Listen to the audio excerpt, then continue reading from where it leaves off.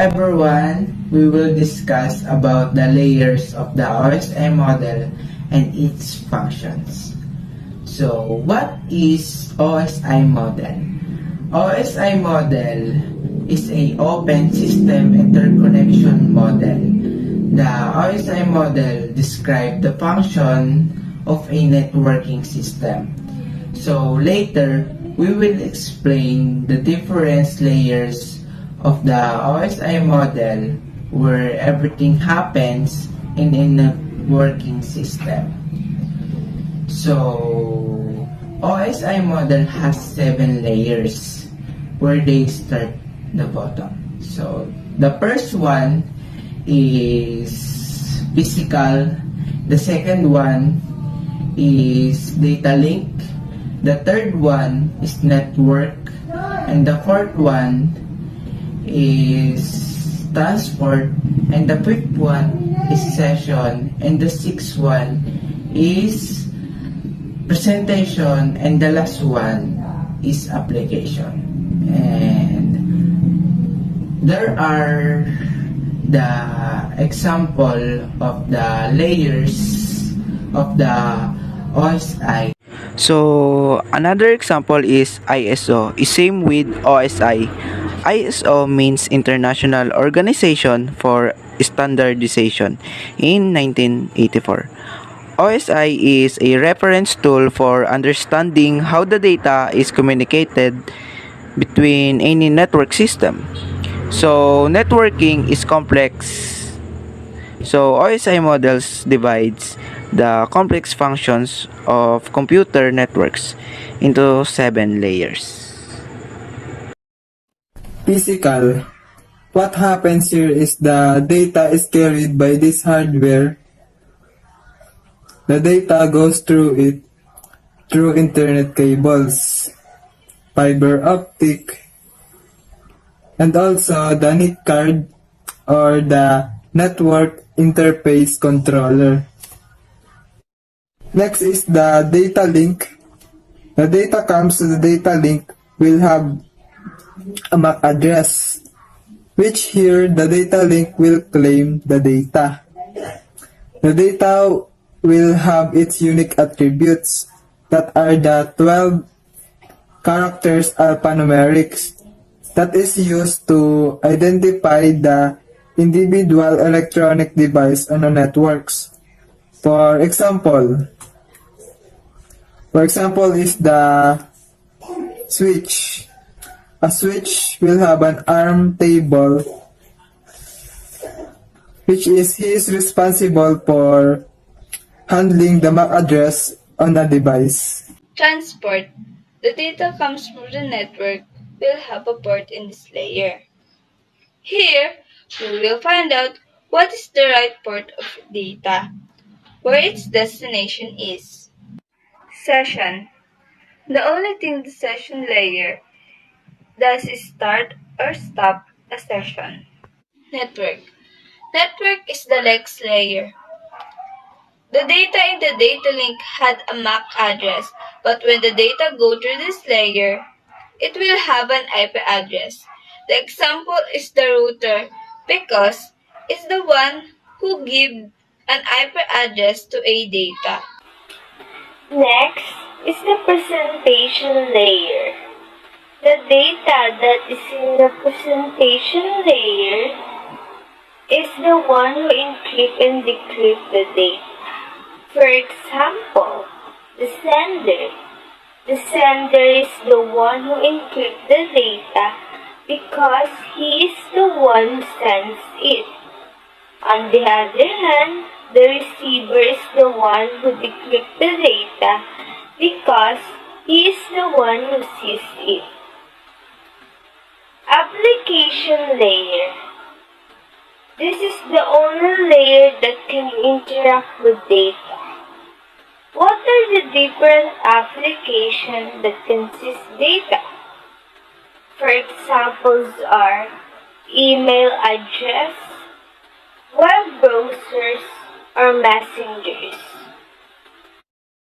Now, I will show you an example so that you can understand these 7 layers properly. When it comes to sending, let's say we are sending messages to our relatives. The first layer that our data will go through is the application layer, where you send data that will go through the presentation layer. Here, the presentation layer will mix the data to not access by other layers.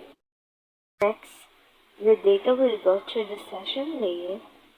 Here, you will say whether to start or stop a data.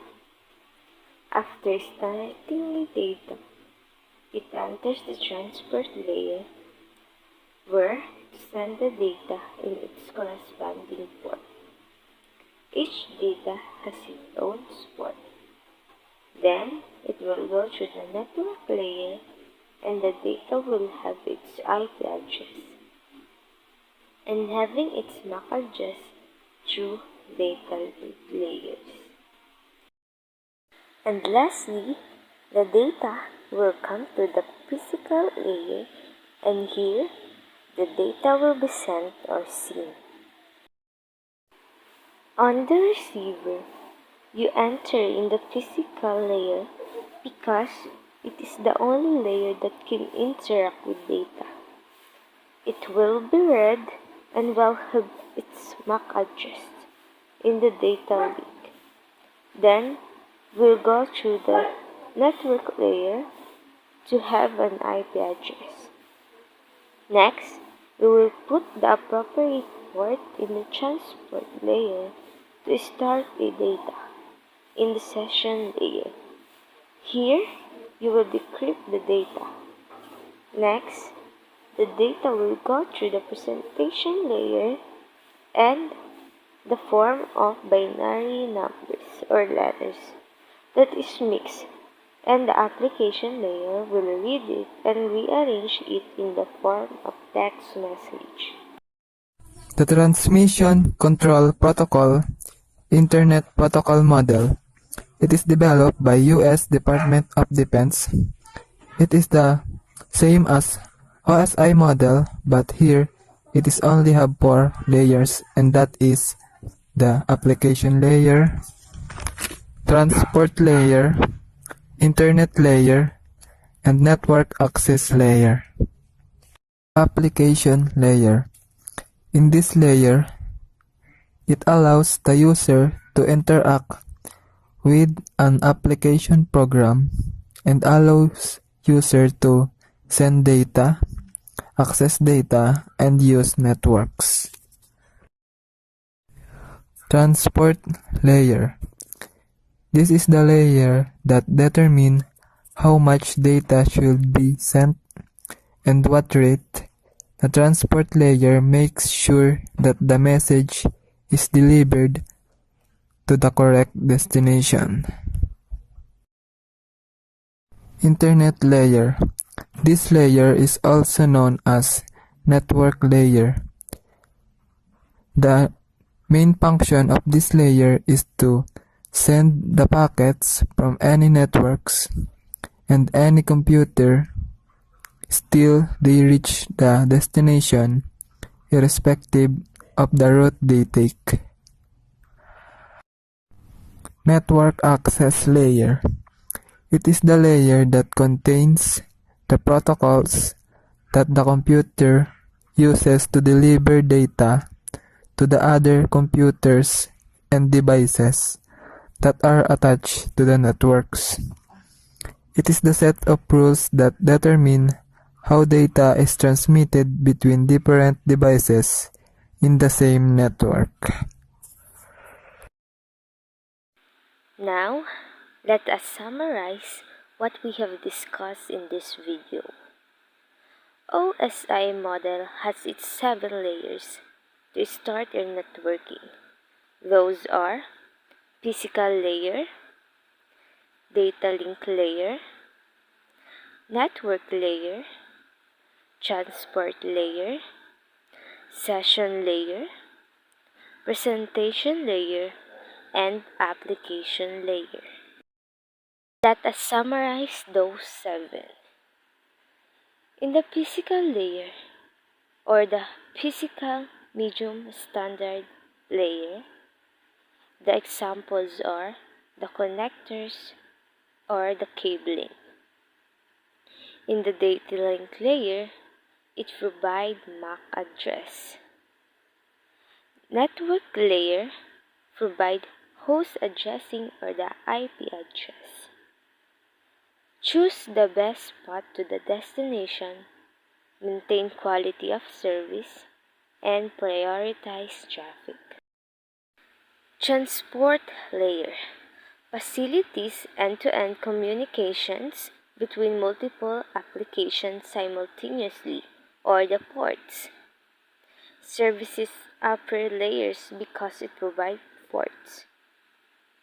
Next is the session layer. Open, close, and manage a session between end user or the application processes. This is where the application itself can basically manage that conversation. The presentation layer. Data is formatted, converted, encrypted, decrypted, compressed, and decompressed, and sent or presented to the user, or the MIME types. Application layer. Applications, protocol, and services that interface with the end user. These are the applications that the end user uses, like web browsers or the HTTP. Those are the 7 layers of the OSI model.